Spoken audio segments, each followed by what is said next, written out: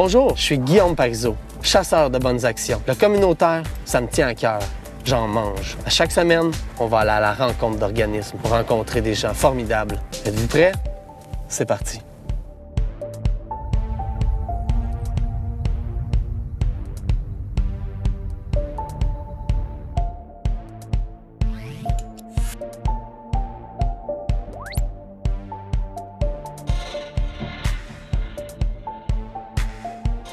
Nous sommes avec l'Association des personnes proches aidantes de la MRC de Drummond, avec Emmanuelle, coordonnatrice, Audrey, intervenante, et Maryse, aussi intervenante. On va apprendre à mieux connaître leur organisme. Alors, pour commencer, tu pourrais peut-être nous parler, Emmanuelle, de ta mission. Oui, la mission, nous, c'est le bien-être et la santé des proches aidants de la MRC de Drummond. Fait qu'on vise vraiment le proche aidant. Est-ce que tu pourrais m'expliquer qu'est-ce qu'un proche aidant? En fait, c'est une personne qui soutient gratuitement une autre personne, et ça, peu importe ses incapacités, l'âge de la personne et peu importe le nombre de temps qui est consacré à cette tâche-là. Donc, en fait, quelqu'un qui soutient émotivement une personne ou qui prodigue des soins ou des services, exemple des commissions, transport, repas, ménage. Et nous, on ne fait pas de distinction par rapport à l'endroit où réside la personne. Fait qu'on n'est pas obligé d'habiter avec la personne, même si la personne est hébergée. Elle est considérée comme étant une proche aidante aussi. Et pour toi, la mission des personnes proches aidantes? Bien, c'est d'informer les personnes qui soutiennent une autre personne, dans le fond, en leur donnant de l'information. On fait des rencontres en individuel, moi et Marie, on est les deux intervenantes de l'association. On fait aussi des rencontres de groupe avec différents sujets sur différents thèmes qui sont proches des personnes aidantes. Qui dit ressources, dit activité d'autofinancement, besoin de fonds. Fait explique-moi comment vous y arrivez, avec quelles activités? Bien, l'association est un organisme de bienfaisance. Fait qu'on fait plusieurs activités pour rechercher le financement. On a un souper bénéfice qui va avoir lieu. C'est un souper bénéfice en musique. Donc, une belle soirée sous le signe de la générosité également. Et on a une grande vente de livres qui va avoir lieu pendant 2 jours. C'est vraiment pas cher. Puis tous les profits sont remis à l'association. Fait que ça vaut la peine de se déplacer. Ça a lieu au 410 rue Lindsay. Fait qu'avec ces 2 activités de financement-là, on veut aider à financer toutes les activités de l'association. Parce qu'on ne faisait pas sans savoir qu'il y a de plus en plus de proches aidants. Avec le vieillissement de la population, entre autres, on voit de plus en plus de personnes qui soutiennent des fois un conjoint, un enfant malade ou un parent vieillissant. Il y a des gens aussi qui soutiennent un frère ou une sœur. Il peut arriver un cancer, un accident de la route. Fait qu'on n'est pas à l'abri de devenir proche aidant. On ne sait pas ce qui peut arriver dans notre entourage. Fait qu'il y a de plus en plus de demandes et nous, on doit répondre à ces demandes-là. En tout cas, on le souhaite le mieux possible. Fait que c'est pour ça qu'on fait des activités de financement pour pouvoir continuer à offrir toute notre gamme de services. Si je me présente ici, puis j'ai besoin, par où je commence? Souvent, les proches aidants qui vont arriver ici vont être référés par quelqu'un ou par le réseau de la santé ou par un intervenant d'un autre organisme communautaire. Le proche aidant a la difficulté à avoir ses propres besoins parce qu'il est beaucoup centré sur les besoins de la personne qui l'aide. Fait qu'on a le regard tourné vers l'autre, bien sûr, c'est la personne qui est malade. Mais donc, la personne va nous téléphoner. Ça va souvent se passer par un téléphone, la prise de contact initiale. Nous, on va discuter avec la personne, on prend un temps déjà de voir un petit peu ses besoins. Et là, on peut soit prendre rendez-vous en individuel avec un intervenant, comme parlait Audrey. C'est possible d'avoir rendez-vous avec un individuel, mais il y a différents groupes selon la trajectoire du proche aidant. Selon si je soutiens quelqu'un à la maison, selon si je soutiens quelqu'un en hébergement, selon si je soutiens un enfant qui est malade aussi. Donc, on a différents groupes, différentes formations et conférences durant l'année. Notre programmation est toute à l'intérieur de notre journal Soutenir, qu'on émet 3 fois par année à plus de 500 copies dans la communauté. Alors, c'est une programmation qui est vivante, qui change selon les besoins. Récemment, on avait des formations en déplacement sécuritaire sur comment aider notre personne à se transporter dans l'auto, à faire des positions, à passer de la chaise peut-être au lit, ce genre de choses-là. tout en se préservant des blessures, soi puis la personne qu'on aide. Fait qu'on a une programmation qui est vivante, qui est adaptée aux besoins des gens. Fait qu'une fois qu'on a ciblé mon besoin, Nous, une fois que le besoin est ciblé, on va travailler directement avec la personne. On a un programme de gestion du stress, en fait, qu'on peut faire là, avec eux. Parfois, ça va être la culpabilité, la prévention de l'épuisement. C'est vraiment très, très variable là, ce qu'on peut travailler. Là. C'est aussi des fois de guider dans les ressources qui sont disponibles dans la MRC. Des fois, on est mêlé un peu par quelles ressources qu'on peut se tourner.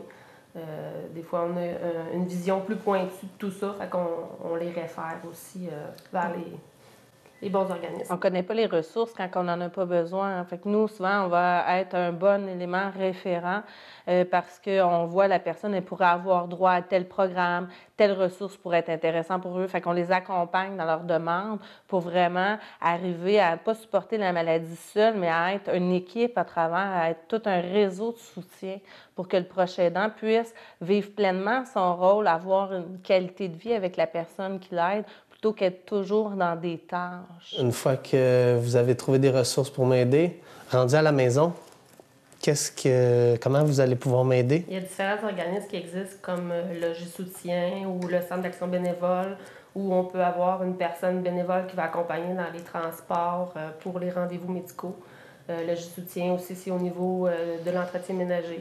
On peut trouver, essayer de voir l'organisation selon les besoins de la personne qui a un problème de santé ou des incapacités. On peut voir c'est quel service qui pourrait être bon, mais on peut aussi aider le proche aidant dans accepter de recevoir de l'aide. Parce que souvent, on a de la difficulté parce qu'on aimerait être capable de s'arranger seul. Hein? On aimerait préserver la maison, rester l'unité familiale, avoir encore nos habitudes, mais demander de l'aide, c'est un cheminement d'acceptation. Fait que nous, on peut aider la personne dans son cheminement, puis dans les différents essais qu'elle va faire, puis des différents deuils aussi à faire à travers que ça. Quand on est rendu à devoir demander de l'aide, des fois, il y a des choses qu'on ne peut plus faire comme avant. Fait qu'on est très présent au niveau du soutien émotionnel ici, parce que oui, le répit est important, et il y a plein de choses importantes, l'entretien ménager et tout, c'est très important, mais nous, vraiment, notre principale mission, c'est le bien-être et la santé du proche aidant. C'est à ce niveau-là qu'on se concentre, essayer de faire en sorte que le proche aidant vive ça de manière le plus agréablement possible en prévenant l'épuisement. Parle-moi de la PAD avec vos différents groupes, s'il te plaît. Le premier groupe qui a été conçu, c'est celui qui s'adresse aux proches aidants qui ont une personne à domicile. Il s'appelle Un temps pour soi. Donc, dans celui-là, en fait, les proches aidants, ils vont apprendre là, différentes choses. Donc, on prévient l'épuisement, on parle de la culpabilité. On va parler, entre autres, des ressources que parlait Audrey tantôt, là, qui sont disponibles dans la MRC. Puis, ils vont échanger là, entre eux là, pour apprendre à mieux vivre avec leur rôle. C'est un groupe qui est autant pour les proches aidants qui cohabitent avec la personne aidée que ceux qui n'habitent pas avec. Par exemple, moi, je peux prendre soin de mon père qui a un problème de santé, puis on habite chacun dans notre propre maison, puis je peux participer à ce groupe-là. Si la trajectoire de vie du proche aidant se poursuit puis qu'il y a un passage à l'hébergement, il existe le groupe La Traversée, qui est un groupe qui permet aux proches, quand la personne elle va vivre en hébergement, d'avoir un lieu de partage. Parce que, bon, quand la personne va vivre en hébergement, des fois, ça change nos routines de vie énormément. On compose maintenant avec un système de soins qui est présent. Fait que la communication avec le système de soins, le changement un petit peu toute l'adaptation doit être vue. Fait que le but de tout ça, c'est d'être plus confortable dans la nouvelle réalité, de s'exprimer, de développer des outils. Faciliter l'acceptation, hein, c'est une acceptation, c'est un nouveau mode de vie et de rencontrer des gens aussi qui vivent la même réalité que soi. Parfois, il va arriver un décès de la personne. C'est là qu'il y a été un autre groupe qui a été créé. Quand tu es partie, je me suis cherchée. Dans le fond, c'est un groupe de personnes qui vivent un deuil. On voit les étapes du deuil dans le cheminement. C'est un espace d'expression pour tout le monde, sans jugement.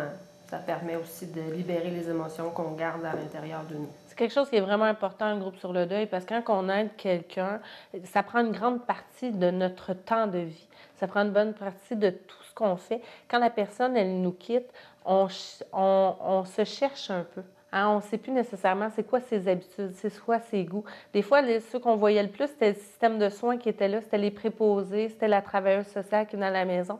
Et là, ce système de soins-là n'est plus présent hein, parce que la personne n'est plus là. Fait que là, on a une recherche de soi à faire, c'est ce qui est possible. Il existe aussi un groupe qui, lui, s'adresse à toutes les clientèles. Celui-là s'appelle Mon projet de vie. En fait, c'est pour les gens qui veulent se trouver un but ou un projet personnel à eux. C'est un groupe de 8 rencontres et il y a beaucoup d'exercices à l'intérieur où les gens vont justement se réapproprier un petit peu leur vie, savoir vers quoi ils aimeraient aller, sur quoi ils aimeraient travailler. Puis c'est un très beau support aussi au niveau de l'entraide. Là. Donc, tout le groupe devient une source de motivation là, pour les participants qui vont participer là, à ce groupe-là. J'ai envie de vous demander, chacun votre tour, quel est votre coup de cœur ou votre bonne action que vous préférez dans toute la PAD? Je pense que c'est accueillir les gens comme ils arrivent, sans jugement. Et on ne fait pas de distinction non plus avec les maladies de la personne aidée. On prend la personne comme elle vient. Moi, ce que j'aime ici, c'est que quand les gens arrivent, on n'est pas dans des protocoles. Donc, on peut vraiment y aller avec les besoins qui sont exprimés par les gens. Puis, on prend le temps qu'il faut avec les gens. On n'a pas de limite de se dire on a 3 rencontres ou 7 rencontres. S'il y a des gens que ça prend plusieurs mois, bien, ça prend plusieurs mois. Moi, la fierté que j'ai présentement, c'est un nouveau groupe qui vient de démarrer. Il a été offert qu'une fois. Il s'appelle Parents aidants. C'est un groupe qui est en partenariat avec l'Association des parents d'enfants handicapés de Drummond, qui touche vraiment le proche aidant qui s'occupe d'un enfant. C'est une clientèle bien particulière qui ont tendance à moins se reconnaître dans le rôle de proche aidant, mais qui ont d'énormes besoins. Et là, on a commencé à pouvoir offrir une gamme de services spécialisés pour ces gens-là. Je trouve que c'est vraiment un plus et on espère que c'est une démarche qui va se répéter de fois en fois pour pouvoir rejoindre le plus de parents aidants qui font ça de manière magistrale puis qui se donnent beaucoup pour leurs enfants. Et on veut être là pour eux également. En tant que chasseur de bonnes actions, je tiens à vous féliciter, vous remercier pour tous vos bons coups avec la PAD. Je vous souhaite une bonne continuité. Je vous remercie pour l'entrevue d'aujourd'hui. Passez une belle fin de journée. Merci. Merci, toi aussi.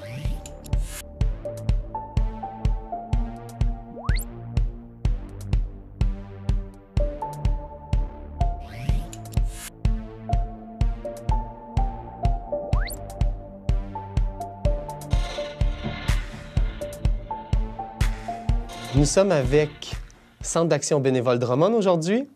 On aimerait te rencontrer pour en apprendre plus. Lina. Moi, ça me fait plaisir de vous rencontrer aussi. Qu'est-ce que tu fais pour le Centre d'action bénévole Drummond? Moi, ici, je suis au Centre d'action bénévole depuis 1995. Je suis agente de développement et de promotion. Ça veut dire que moi, j'invite les gens à s'investir bénévolement dans une cause qui leur tienne à cœur. Et la mission du Centre bénévole?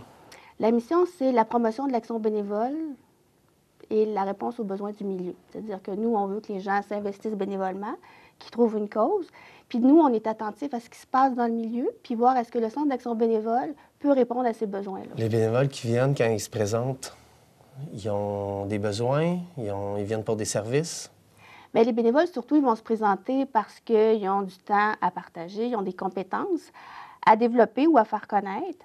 Et à partir des actions bénévoles qu'ils vont poser, ils seront en mesure de partager leur générosité, faire en sorte que les actions qu'ils posent vont faire du bien à quelqu'un, mais vont leur faire du bien à eux aussi. Qu'est-ce que vous apportez dans la collectivité autour ici? Dans les services qui sont importants pour la population, c'est les services à la communauté. Donc, des services qui sont offerts principalement aux gens aînés et aux personnes qui sont proches aidantes. Donc, on parle ici de la popote roulante, où les repas sont livrés à la maison pour une clientèle qui est en perte d'autonomie, souvent âgée, mais pas nécessairement. Ça pourrait être quelqu'un dont les conditions de santé ne lui permettent pas de bien manger. Il y a de l'accompagnement transport pour amener les gens chez le médecin. Donc, le mot magique là-dedans, c'est l'accompagnement. On aide les gens à se rendre à leur rendez-vous. Et il y a des visites d'amitié, du gardiennage léger. Il y a des téléphones qui sont faits tous les matins, juste pour s'assurer que la personne va bien. On appelle ça des télébonjours. Mais il y a aussi un bel outil sur le site du Centre d'action bénévole qui s'appelle jobbénévole.ca, Quelqu'un qui veut faire du bénévolat peut aller sur ce site-là, sur cette plateforme, faire une recherche en fonction des choix qu'il veut faire. Puis il y a une liste d'organismes qui vont apparaître. Pour ce qui est des lieux ici, Oui. on aimerait savoir aussi, on a plusieurs étages. Qu'est-ce qui se passe dans la bâtisse? Écoute, nous, on a la chance de pouvoir maintenant vous recevoir dans nos nouveaux locaux. On est ici depuis novembre. On était avant au centre-ville, c'était trop petit. On n'était plus en mesure de faire du développement. Alors maintenant qu'on est ici, dans notre nouvelle bâtisse, on peut exploser nos services. Donc, au premier plancher, ici, c'est tous les services de proximité. Accompagnement transport, popote roulante, carrefour d'information. Puis au deuxième étage, c'est le service d'impôt, où cette année, on s'attend à recevoir plus de 4 600 personnes. Donc, on va faire à peu près 10 500 rapports d'impôts aussi. Tout va se faire dans la bâtisse, puis on est vraiment contents. Fait que moi, si je n'ai pas fait mes impôts depuis 2015, je viens vous voir. Peut-être que oui, mais peut-être que non. Ça va dépendre des critères. Parce que c'est le seul service chez nous, c'est le portefeuille, le revenu qui fait que la personne a droit ou pas au service. Dans la bâtisse aussi, j'ai vu une grande salle en arrière. Oui, bien c'est ça. Le fait d'être déménagé, ça nous permet d'offrir cette salle-là en location ou en prêt de locaux pour les organismes de la communauté pour qu'ils viennent tenir leur rendez-vous, soit leur réunion, leur formation ou leur activité de reconnaissance. Fait qu'on on va organiser quelque chose pour être capable là, de bien les accueillir. Et la cuisine? Oui, bien, il y a une petite cuisinette là, qui fait en sorte qu'on peut servir des repas. Donc, le traiteur peut venir puis on peut tout garder ça sur place en attendant. Si on a un projet, qu'on a besoin d'une cuisine, c'est quelque chose qui peut fonctionner avec la location de la salle aussi? Éventuellement, parce que la cuisine n'est pas complète encore. C'est quoi la promotion de l'action bénévole? C'est en accord avec notre mission. J'ai dit qu'on fait la promotion de l'action bénévole, mais une fois qu'on dit ça, techniquement et concrètement, c'est vraiment d'inviter les gens à souligner la part de leurs bénévoles dans leur organisation. Par exemple, à chaque mois d'avril, il y a la semaine de l'action bénévole. Il y a toujours un thème autour de ça qui nous permet de dire merci aux gens, de souligner leur travail, puis de démontrer la place que prennent les bénévoles dans la communauté. Et pour rejoindre les gens, ce qu'on fait, c'est qu'on envoie dans toutes les municipalités de la MRC de Drummond de la publicité, les invitant encore à dire merci à leurs bénévoles puis souligner ce qu'ils font dans chacune de leurs communautés. Et en décembre, il y a la Journée internationale des bénévoles, où là, on essaye de donner encore plus de visibilité pour dire merci aux bénévoles qui s'impliquent chez nous. Pour recruter? Comment vous faites? Pour recruter, bien, c'est un peu la voie que je disais tantôt, comme un carrefour d'information. Donc, quelqu'un qui veut faire du bénévolat va venir chez nous, on va lui démontrer ce que nous on fait, ce que les autres font. Mais également, on a sur notre site Internet un répertoire des ressources bénévoles et communautaires, où quelqu'un qui se cherche un milieu pour se développer puis s'investir va trouver quelque chose à son goût dans le répertoire. Puis le recrutement, il y a le site jebénévole.ca, où on peut aussi s'inscrire.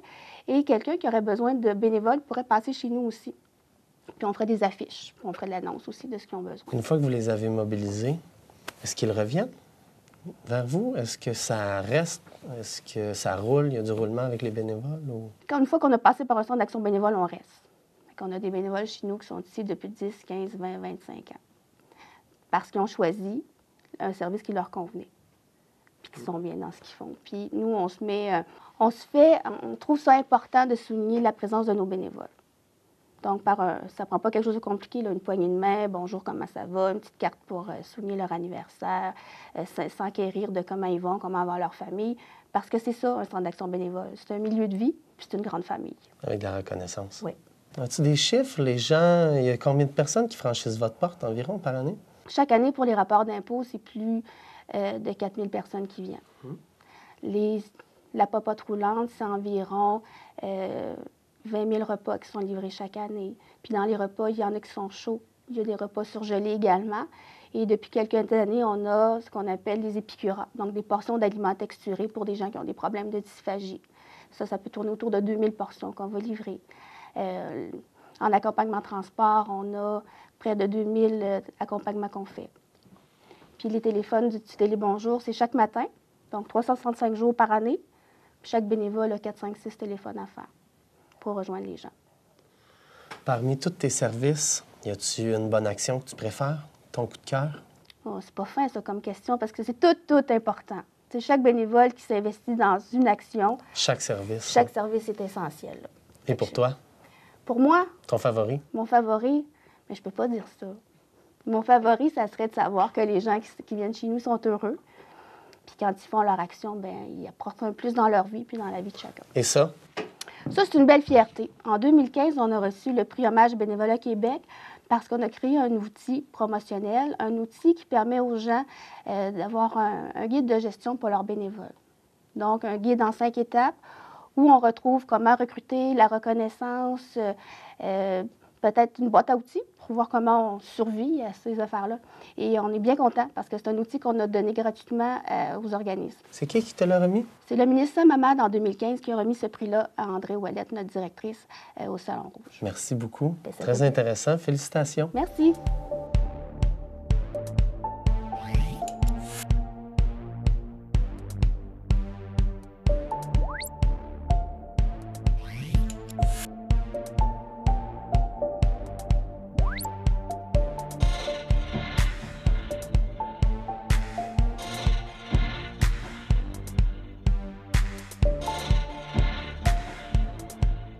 Alors aujourd'hui, nous sommes ici pour vous présenter la Fondation Réveil Incorporée avec Normand Fontaine, président, André Boissonneau, directeur. J'ai envie d'en savoir plus. Apprenez-moi-en sur votre mission. Nous autres, notre mission, c'est pour aider des jeunes femmes qui sont enceintes. Puis nous aidons également ici l'Urgence Vie.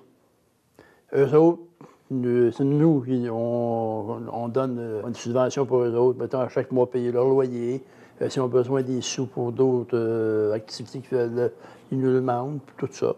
Et puis la fondation elle-même a été fondée par une sœur, Mme Irène Flugère.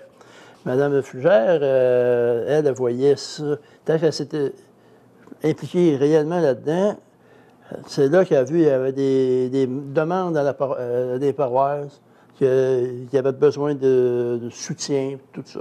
Mon collègue à côté de moi, lui, il pourrait vous mentionner c'est quoi nos activités qu'on organise. Mais à toutes les années, on a des activités qui sont périodiques, enfin qui reviennent année après année. Si on regarde au niveau des brunchs, à toutes les années, c'est pareil. Les brunchs, les soupers spaghetti, il y a d'autres activités qui vont s'en venir très bientôt. Tant pour parler là-dessus. Alors ça, c'est le fun là, ça va aider aussi l'association Fondation Réveil. Parlez-moi du local ici. On est dans les lieux de Urgence Vie. C'est ça, nous, ce que vous voyez là, on leur a fait peindre le local. Et puis, des madames qui sont ici sont heureuses de travailler à recevoir les gens ici, puis pour aider les autres. et les services que vous offrez, par exemple, dans le local. Bien, aide, mettons, à des jeunes dames de 16 ans à C'est assez vieux. C'est adultes, OK, qui sont dans la misère, puis ils ont besoin mettons, de la vaisselle, des draps, des couches pour les enfants. Ils viennent ici, puis c'est gratuit pour des choses. C'est sûr qu'ils demandent aux gens un petit don. Ça, c'est normal pour aider à nous aider. Là. Tu sais, je veux dire, normalement, tout, c'est comme ça.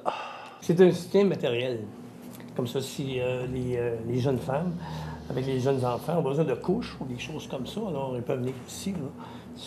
C'est pour eux autres. Le linge. Le linge, les jouets, enfin, quelque chose pour partir dans la bonne direction. Les hommes autant que les femmes. Oui, autant que les femmes. Les enfants qui viennent. Et il y a des journées d'ouverture, j'imagine? Oui, du lundi au mercredi, de 13h30 à 16h.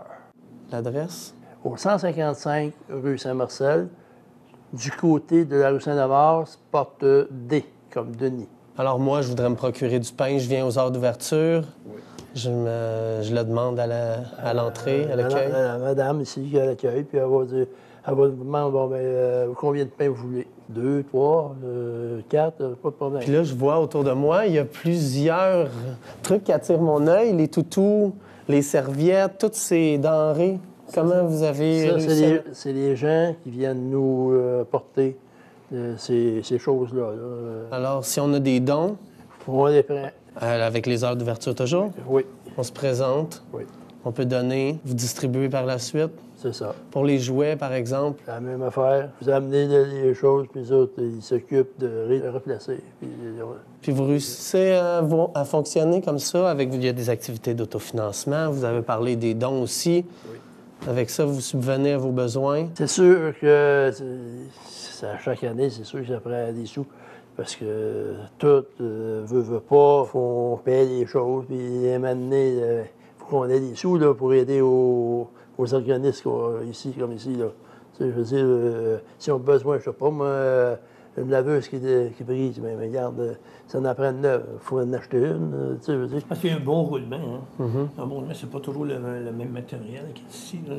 Ça roule beaucoup, il faut qu'il y ait des dons qui nous proviennent de la population, ça c'est sûr. Puis c'est vous qui êtes à l'accueil? C'est des bénévoles? C'est des bénévoles qui travaillent là. Comment ont-ils été recrutés? Ils sont venus par eux-mêmes? C'est des sœurs qui s'occupaient d'urgence vie, qui ont parlé ça à d'autres gens. Tu peux-tu me donner 1 heure de bénévolat? 1 jour, 2 jours, 3 jours, on aurait besoin de ça. C'est fait de mesure à mesure. C'est comme ça fonctionne. Votre action coup de cœur qui se déroule ici régulièrement? Un coup de cœur, bien, moi, c'est d'organiser des choses. Soit des soupers dansants, des choses comme ça. Parce que ma spécialité, en plus, c'est d'être professeur de danse. Alors, si moi, je peux aider de façon indirecte ou directement la fondation, bien, je le fais. Je vais me servir de mon talent, puis si ça peut aider beaucoup de monde. Et une fondation comme ça, et plus Urgence Vie, bien, tant mieux. Puis la population générale. Parfait. Ma mission, c'est correct. La Fondation Réveil fait son possible à leur aider à Urgence Vie pour que ça fonctionne tout bien. Merci beaucoup, les garçons, d'avoir pris du temps pour moi. Très apprécié. On a appris à mieux découvrir, je pense, la Fondation Réveil Incorporée. Oui. Pour ma part, je la connais mieux maintenant. Puis j'espère qu'on va pouvoir aider des gens. Merci beaucoup de votre temps. Très apprécié. Bonne continuité.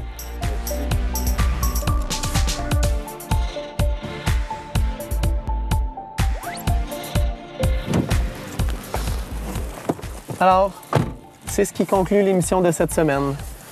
Et surtout, n'oubliez pas qu'il y a des organismes semblables à ceux que nous avons rencontrés dans chaque région. Je vous dis à la prochaine chasse.